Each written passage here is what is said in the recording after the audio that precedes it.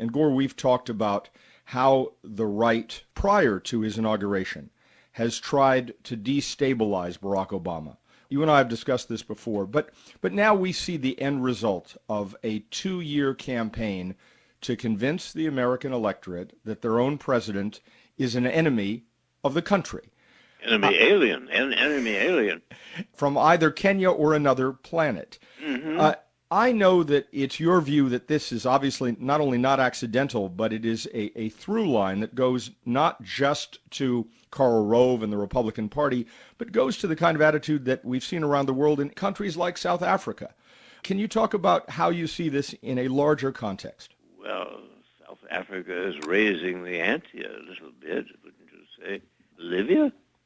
Wouldn't you say smaller countries?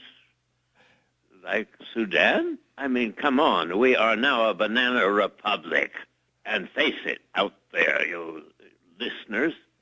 It seems to me that our electoral system, which I've been participating in now as an activist, going back to 1968, that was the first campaign I was involved in, and I've worked in every election cycle for the last 42 years. And Gore, I have never said this aloud until today, but I believe our electoral system is completely bankrupt. No longer functions, is merely theater, and that's a hard thing for someone who has worked in it. You have been a candidate for Congress, for the United States Senate.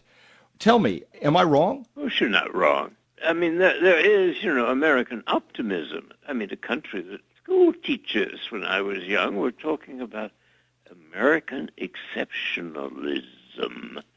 There's nothing exceptional about us. We're another commercial power, located, luckily for Europe, across a large ocean. You have written with great admiration of Abraham Lincoln, and I think probably the best book I've ever read about American history is your Lincoln.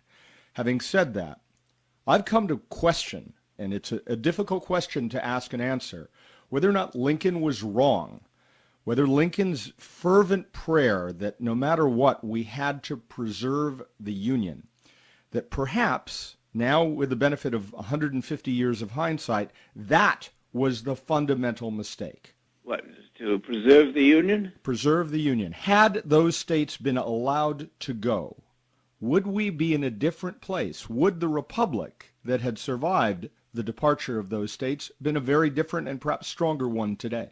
Well, what Lincoln had to deal with, could the republic continue as a republic, or as anything viable, with slavery?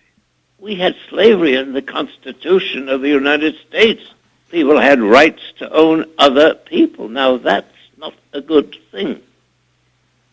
Lincoln had a sharp eye for the ridiculous, and the ridiculous was always that a house divided against itself cannot stand. Every now and then he starts to whisper, and every now and then you see he's got the full portrait of our sin against the Holy Ghost. We thought we could enslave other people. The South did. And look, you're talking to a Southerner. My family came from Mississippi. And God knows what crimes they committed along the way. I don't defend the crimes, but I will always defend my family. They knew nothing else. They were brought up in a certain way, and that was it. At the end, it was pretty clear what was happening. Slavery was no longer economically viable, cost too much, and a civil war